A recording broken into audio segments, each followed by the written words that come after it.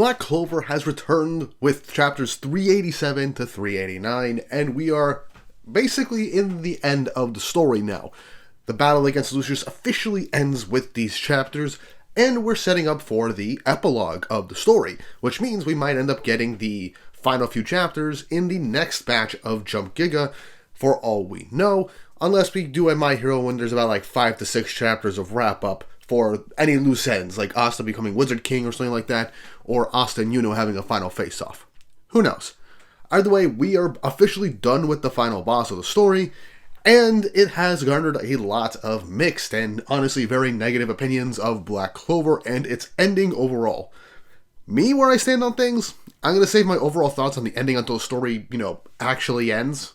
I have my criticisms, especially of these few chapters that we've been getting, but overall, I still enjoy myself with Black Clover, and these chapters do hit home with the main themes of the story, so I can't say I'm all too mad or disappointed. But I'll get into my critiques and what I like and dislike as we jump into the chapters. But before we jump into things, don't forget to like, subscribe, and hit the notification bell for updates on future videos, and hype up the video to boost it in the algorithm. All that helps, and I can't wait to be here with you guys when Black Clover eventually ends, depending on how many jobs we have left. And also, Happy New Year! First video of the new year, and yeah, this is going to be something, I guess. But if you also want to see what I do outside of this channel, go and check out my second channel, GW Comics, where I talk about American comic books. I'm very DC focused right now, but I'm trying to be more evenly based on all things comics. So I got a lot of stuff planned for that channel going into this year as well, so look forward to that. But all that out of the way, let's jump into what you're here for. Black Clover, starting with chapter 387 of the manga, titled Limit Breakers, with the cover image being of Asta and Yuno in their Devil Union and Spirit Die forms, or at least their true versions of these forms that they achieved in the last batch of chapters. The chapter begins with Lucius reeling from the combined blow of Asta and Yuno at the end of the previous chapter, as they managed to nearly cut off both of his arms, with Lucius in shock, realizing that Asta and Yuno's spirits have completely fused with them.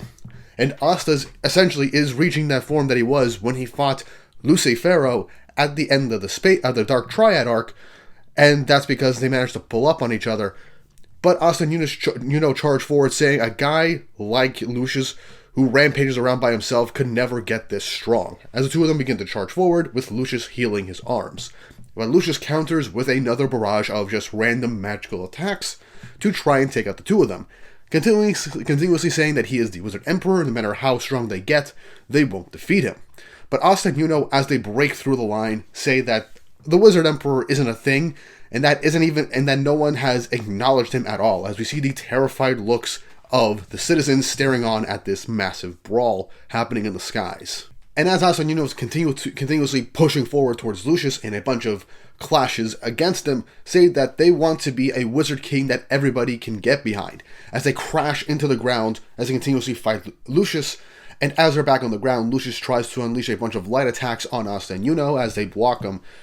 Lucius manages to push Asta away with debris, but Yuno pushes forward and manages to try and parry an attack and even nearly hit Lucius, but Lucius pushes him back once more, which makes Lucius thrilled as he keeps glazing Yuno to no end, saying he's magnificent with his magic power.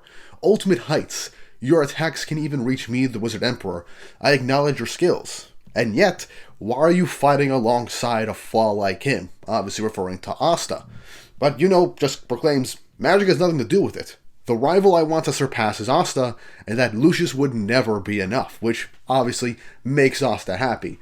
But then we get a very memeable face from Lucius of just utter disgust and disappointment, and I can't help but feeling that Tapata wanted to just make the most horrendous face for Lucius to make after hearing just basically him being rejected by Yuno to be his rival.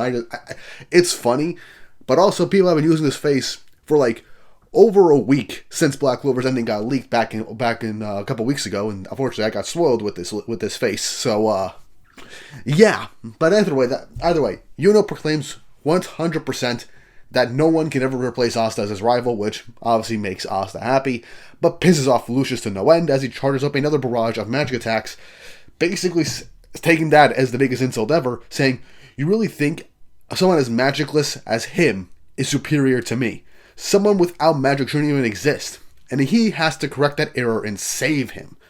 obviously going towards the whole false savior complex that Lucius has in his obviously his god complex, thinking that Asta needs saving because he has no magic. But Asta just tells him, nobody needs that. Who needs saving? The things I felt because I had no magic, the pain, the frustration, the despair, all of those things are mine. There's no way I'm letting you mess with them. Maybe it's not fair. Maybe I'm not perfect. That doesn't give you the right to do whatever you want. This life is mine. I like that speech because that actually does kind of encompass a lot of Black Clover and Asta's character as a whole.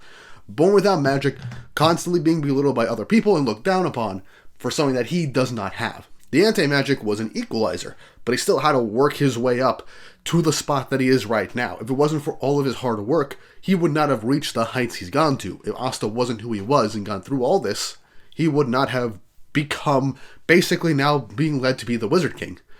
And so that does encompass everything in terms of what Black Clover is setting up to be, and that Asta doesn't need some correction from what happened with who he is as he was born.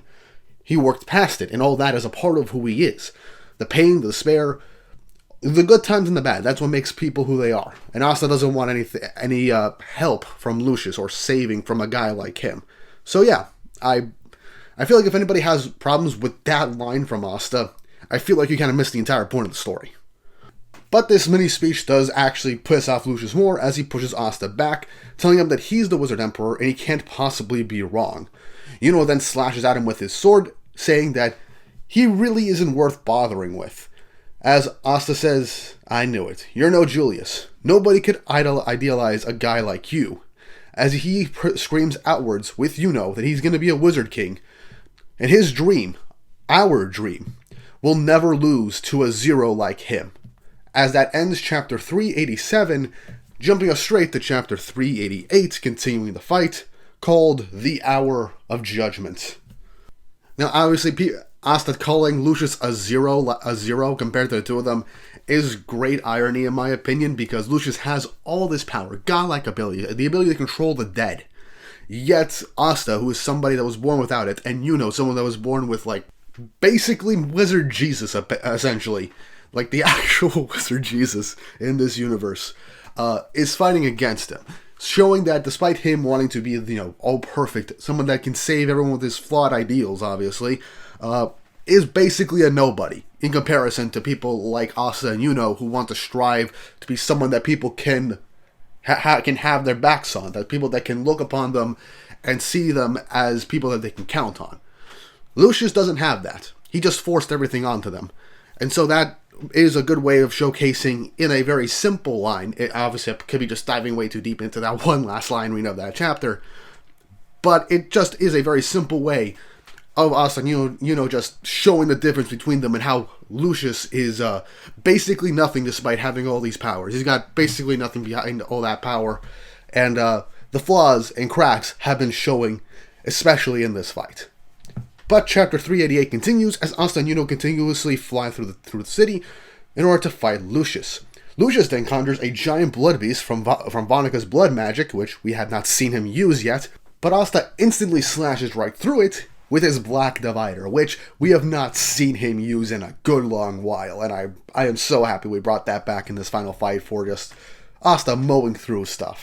With the random citizen saying please, and then we look over towards Yuno launching a bunch of arrows over towards Lucius with another citizen saying I beg you, as we then see a collage from 2 pages, all of the magic knights and people close to Asta and Yuno that have seen them go throughout their story, telling them to go and take him out and that they can do it and they can beat him, shouting out their names as they, in a double-page spread with only 2 massive panels stretched across, go over an icy continent. Presumably they took the fight over to Spade, seemingly, and they've charged forward, clashing with Lucius as well, as they, keep flying through.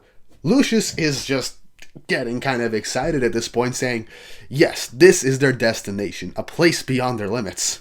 But they won't last long. If I can just write this out, I will win. And that is true, because Asta is going to approach his limit, and Yuno has been fighting for a long time.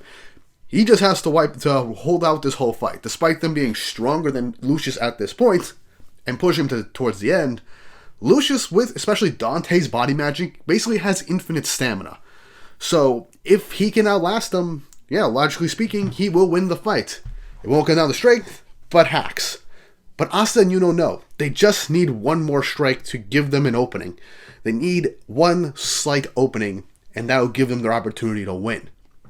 And instead of another 2-page spread, we see Noelle flying in, ready to help them in the fight. But Asta, Yuno, and Lucius are a bit too fast, and they had way too much of a head start on her, and so they're too far away for her to launch any massive attacks. But she says she needs precise control of her magic. As we get another bit of flashback of Noelle's times struggling controlling her magical abilities, saying how bad she's been at that. But at the point she is right now, she can do it. Now, I would have preferred a bit more going into, Noelle looking back on her journey of, having a lot of control over her massive amounts of magic power to being at the point where she can precisely control it now, because personally, I would have liked to see more of Noelle with her journey being complete now and her being part of helping Asta Yuno defeat the final big bad. I would have loved it if she took part in the fight as well, to kind of help add on to Asta and Yuno, have the main trio fight the main antagonist for a little bit, even if it was a little bit towards the end. But it is what it is, I guess.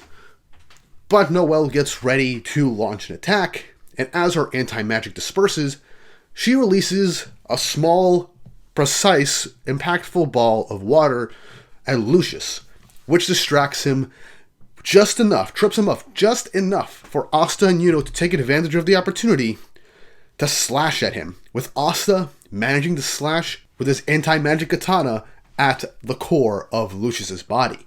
And as it begins to crack and the anti-magic begins to weaken it, we see an image of Julius with his arm stretched out saying the hour of judgment is here, shocking Lucius as to Julius still being around despite him seemingly, closing him off.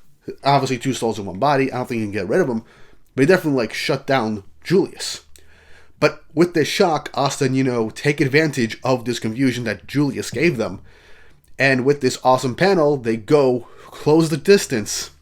And in another full double-page spread, both land decisive blows on Lucius, seemingly ending him as their Devil Union and Spirit Die forms dissipate as they used up the last of their powers, ending the chapter. Now then, I know people want me to people are going to bring this up. I do think it was unnecessary. We got the upskirt of Noelle, but it's not really that big of a deal at this point. I don't even think it was really meant to be fan service. I just think it was just unfortunate, I guess, camera angles to showcase her behind Asta and Yuno so far away. I don't give me excuses. I feel like if anyone's complaining about that at this point, I don't know. I just feel like it's making a mountain out of a molehill. It was just a one-panel thing. It's not that big of a deal. Doesn't even feel like it was mainly the thing of that scene. So I'm not really going to talk about it. I do like the fight. I like that it came down to them landing a good blow on Lucius, and Noelle being the one to give them that opening is great, in my opinion. I just wish he joined the actual fight sooner. Now then, something I actually just realized.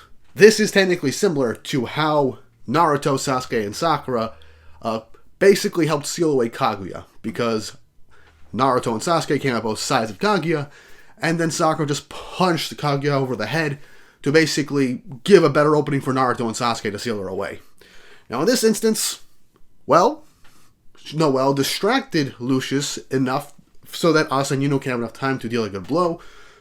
Asta landed that anti-magic slash towards Lucius's core, managing to weaken it a bit, and seemingly woke up Julius from the slumber that he was placed under through soul magic at the beginning of the final saga of the story, thus allowing him to hold back Lucius just enough for Asta and Yuno to pour the last of their strength into their final slashes, taking him down.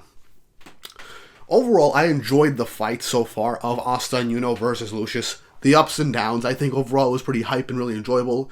Tabata has done a great job with the choreography and the scale of the fight, with them just flying around clashing at each other. I do think once this is animated, now the anime is coming back, I believe in 2026 as well, which I'm excited for, because we're finally getting the Spade arc animated. I do think things should be expanded upon for this final arc, because there are things that need to be expanded upon, because a lot of stuff happened off screen, especially towards this section. But the fight with Asta Yuno versus Lucius is definitely going to be the best animated segment of Black Clover overall now that they have the time to animate it and the manga is about to finish. But we still have one more chapter left in this batch, so let's jump right into chapter 389, The Ultimate Achievement. As we open up the chapter with Julius and Lucius speaking in their mind, with Lucius wondering how this happened. He was perfect. He knows he was. But Julius just tells him how it is. He was the Wizard King, and the Magic Knights that he entrusted is what made this happen. What Julius built up is what caused Lucius's downfall at the end of the day. Obviously with Asta being the deciding factor, being the flaw of the world, setting things off on an interesting and unpredictable path. But Lucius denies this, saying that the Magic Knights that Julius basically led and built up can't do. They won't do. They can't make the world fair. They'll never bring about true peace. With Julius just saying, nobody can know that for sure. You and I can see the future, and even we don't know. And that's why everyone keeps trying. Yuno and Asta move the people's hearts more than your salvation did. That is the answer. And with this shocked and disgusted look on his face, Lucius just turns to dust in the soul realm, disappearing, leaving Julius for the time being. Now, I know for a fact people were complaining about this part in particular. People were calling it the power of friendship, and we're going back to the Disney Clover allegations. And there's more about, well, Disney Clover, that's a bit more. But I want to break down what Julius actually meant by all this, because I feel like a lot of people kind of misrepresented this very moment of Julius just telling Lucius why he failed in the first place. Now, at the beginning of this chapter, chapter 387, I went over Asta's speech to Lucius and how basically everything Asta is what led him to this point. Lucius never earned the title, no one acknowledged him. He was forcing his ideals onto others and wanted to fix people based on what his own biases were, basically. But Asta obviously went against that. He was technically a flaw, but that's what makes him who he is. The individual that he is. And that's actually what Julius kind of, well, fostered in the Magic Knights when he was Wizard King, especially by making Yami a Magic Knight captain. Look at the Black Bulls. They're all examples of what Lucius would find imperfect, and he would want to fix them, give them salvation. But those knights rose to be the strongest squad in the Clover Kingdom, in the world at this point, or at least the known world, I guess. And with how magic works in this universe, it makes sense that these characters breaking free of what held them back, or acknowledging stuff about themselves and improving, is what made them stronger. And that was mainly because Julius gave a little bit of an environment for people to, well, grow. And him even saying to Lucius that they can see the future, but even they aren't sure. Heck, Asta is the main reason why Lucius was so wary of the future, and why he wanted to get rid of Asta after achieving his powers. He just, well, did not want the uncertainty. He wanted his future certain, and wanted to go by what he saw.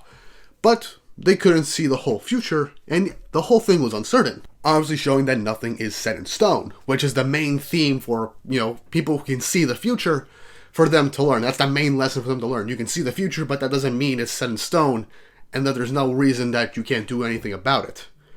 And that uncertainty is also why a lot of people refuse to give up and continuously progress forward. Now the line of Asta Yuno swaying the hearts of the people, and that's why Lucius lost. People are just going to put it down as power of friendship BS, but that is literally the point of the story and driving home the differences of these characters. Yes, everybody was cheering them on to beat Lucius, but that's the point. They were acknowledged by everyone in the kingdom. A whole point of being Wizard Kings results in acknowledgement of the people, and that's what they've earned in this fight in particular. Lucius was forcing his ideals on others who, well, were just living their lives. Some people just were fine as they are, but Lucius couldn't handle that. Asta and Yuno, being two opposing forces essentially in the magic world, teamed up and fought against basically an insurmountable threat. And it moved people. They inspired everybody. That's what a ruler is. That's what a hero is. And that is what helped push them forward. They wanted to help people. They wanted to be somebody, like I said at the beginning of this video in the first chapter we talked about in 387, they wanted to be someone that the people can count on. Lucius wasn't that person, Asta and Yuno were.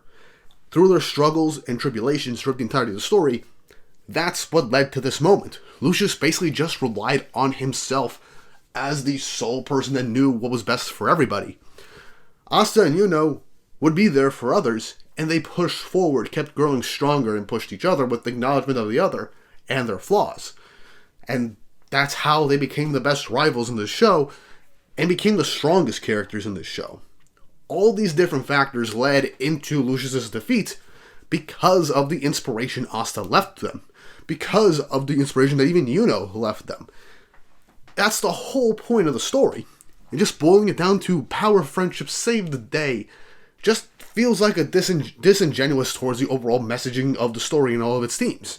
Now, do I think we could have expanded on things more? Absolutely. Do I think we had a big missed opportunity to have a full-on backstory for Lucius? Yes, because we got nothing with him. That's my main issue with this right here. While the overall themes messaging of the story is actually pretty fine and pretty faithful to how it was throughout the entirety of the manga, anybody that says otherwise just wasn't paying attention. But Lucius talking about how things were unfair and that the world won't know true peace, we could have gotten more of that. At least one or two chapters from a batch to expand Lucius's backstory, to see why he has this mentality. Because now he just kind of fell flat as a villain. He has these ideals, this god complex. He became a false messiah for the world. But he had no depth beyond his superiority complex, him wanting to quote-unquote save people from their imperfections and the inequality of man or something like that in a very twisted manner. He had these different ideas, abilities, and just his own beliefs. But since he was the big bad of the story, the opposition of Asta and Yuno saw Asta as a flaw for having no magic, I really feel like there was the biggest missed opportunity that Dakota could have done by giving us Lucius' backstory to see how he became the way he was. How Julius and Lucius were two souls dwelling within one body. There was a lot we could dive into. And this is massive copium, and I really hope this is the case. I do hope that now that Tabata has kind of, once the manga is basically done, maybe he'll do what Kubo is doing now for Bleach 1000 Year Blood War, and when the anime begins to reach this segment of the story, does what he did before we entered the Spade invasion at the end of the first season of the anime, before we went on this 6-year break of the anime, where he had anime canon filler right after the Elf arc, well, after the mini Heart arc, going into the Spade arc, and all that being canon material. Give us more. Expand on things. I think that would be great. Heck, give us that Diamond Kingdom arc that many people were kind of clamoring for, and I would have really liked as well.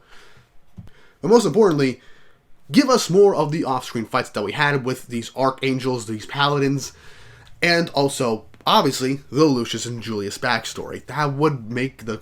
That is definitely one of the bigger issues of the story in these chapters. We end Lucius, we get nothing else for him. And that is kind of a disappointment for me and many others. And that is a massive criticism for the manga. And I do hope the anime ends up expanding on it, if it can. But that long tirade off on the side, let's get back into the chapter, shall we? So Lucius disappears, and the kingdom cheers that the evil wizard emperor has been defeated, with Asta and Yuno exhausted, saying that we really did it, huh? Archangel Morris just disappears in disbelief that Lucius lost, that he was the last paladin angel to be taken out. But up from the ashes of Lucius, the mana, the key that Yuno and Asta recognize, is the Wizard King Julius. He came out on top, revealing that when they cut Lucius with the Demon Slasher and Yuno's spirit power, they managed to spare Julius' spirit, which actually kind of implies that even though Asta didn't say it and it wasn't explicitly stated, Asta, and even Yuno might have done his own version, did Zetten, using his powers to cut what he wanted to cut, something that Asta spent an entire training arc doing, and he didn't barely use that for the fight against Lucius. And I feel like even if it wasn't big emphasized, this line of dialogue explains why Julius is currently still around and why Lucius got taken out. Demon Slasher Zetten slashed the soul of Lucius, and, seemingly Yuno's spirit power managed to at least spare the soul of Julius for the time being. Again, kind of hand wavy to show that Julius is still around, but we'll see why we need Julius still around. Anyway, Julius commends Asta Yuno for pulling off the ultimate achievement, as the two of them just say, "Yes, sir, we did," as we see Yami and William joining Asta Yuno as they meet Julius one last time, as his body is beginning to dissipate. As Julius goes on to say that the Magic Knights did magnificent work under Yami and William's leadership, and he's glad that he believed in them. And Yami just says the obvious, they only made it this far because Julius gave them that chance. But Julius looks down at a ruined kingdom with so many injured and many, many dead. Seke is bleeding out as saying he wanted to become stronger, and Mereoleona and the rest of the dead Crimson Lion King members in their flame forms begin to disappear. They used up all their magic. The spell is being undone, and since Mereoleona no longer has a human body anymore, she is going to disappear and die for real. No one will be coming back. And as Mereoleona is disappearing, she said, "We did all we could for as long as we could. Do your best with the rest," as her brothers are fighting off tears seeing her go away. But Julius ain't having none of that, saying that this is going to be my final task as the Wizard King, showing his coverless grimoire as he then unleashes a huge ray of light that covers the entire kingdom, as we see a giant clock form around it. Now this is the same spell he did in the Elf Arc when him and Patri were fighting, and Patri was going to kill everybody in the Clover Kingdom with a massive light magic spell, and Julius wouldn't have been able to stop it if he continued to fight Patri. And so he used this giant clock spell to turn time back to before that spell was cast. And so, Julius, from what I can tell, the cost of his own life, used this magic to turn back time for everybody involved, putting the kingdom back the way it was, and everybody that was dying on the ground has been brought back to life with their bodies intact. As then, Julius, turning to dust, tells everybody, "I leave the kingdom in your hands." As Asta, Yuno, Yami, William, and Marks all do the Clover Kingdom salute, as Julius truly dies for real, ending the chapter and this batch of Black Clover. Now then, this is another part that people had a problem with, and I can see why. Because, yeah, we had all these characters, obviously tertiary characters and just background characters dying off screen, Mereoleona dying, Jack dying, a whole bunch of people did die in this arc. A lot of people tend to forget that with the back releases of these chapters, because a lot of people did die. But I do think a lot of these characters should have stayed dead to help land the impact that, yeah, Asta Yuno defeated the evil big bad, but they weren't able to save everybody, thus making it more of a bittersweet ending, but at least they managed to keep anyone else from dying. Having Julius save everybody at the end of the day with his time magic, it does make sense for Julius as a character, and we've seen him do stuff like this before. Heck, we Black Clover fans have been spamming people during the Spade Invasion arc against the Dark Triad of the Clock Tower theory, with a clock tower continuously popping up in every couple of chapters with a different time, so telling us that, oh, maybe Julius, or in this case Lucius, was rewinding time in the Spade Kingdom over and over again, so specific people can arrive at specific moments in time, so that nobody unnecessary has to die, so that he can get to the result he wanted. Because everything was was very convenient in that arc, and so the time rewinding theory does kind of make sense. But, again, this does kind of diminish the overall cost and stakes of the final arc. Now, I'm not one that believes that death instantly equates to stakes in a story, because the stakes of a story are shown with the stakes being shown and threatened in the story, like the world ending and stuff like that, or people turning into mindless drones to a one singular false god entity. People don't have to die to equate stakes, but it does help. But if you have characters that can revive the dead and turn back time, you kind of have to expect that outcome. Does that diminish the disappointment of a lot of these character sacrifices and deaths? It does, especially for me. And Black Clover's not beating the Disney Clover allegations. But do I think this ruins the ending like a lot of people are saying? Personally, no. It makes it less impactful, yeah.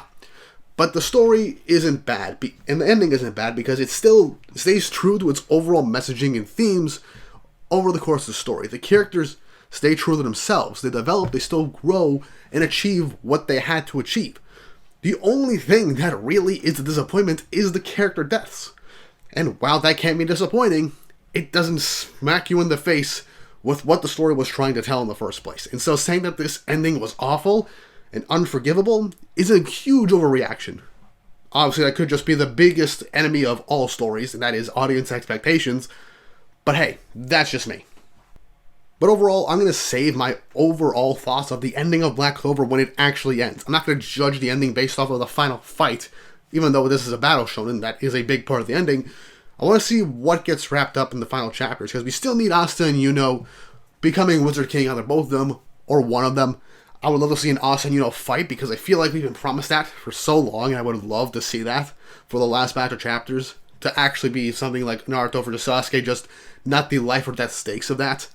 Just to see these two finally settle the score to see who is stronger and who is well deserving of Wizard King. Have the whole Asta and Noelle thing wrap up, perhaps, and everything else that we could best possibly have that isn't coming into my mind right now. But who knows, Black Clover could be expanded upon with the anime, especially for this section of the story. But we could also get, well, potential spin-offs for Black Clover at the end of the day. We could get a Next Generation type story, we could get a prequel.